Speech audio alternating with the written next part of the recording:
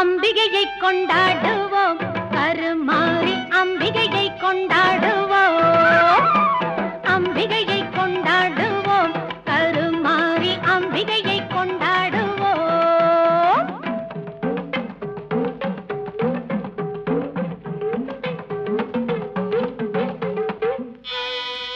ஆலய திருநீரை அணிந்திடுவோம், அந்த ஆயிரங்கரத்தாளை பணிந்திடுவோம். ஆலயத்தில்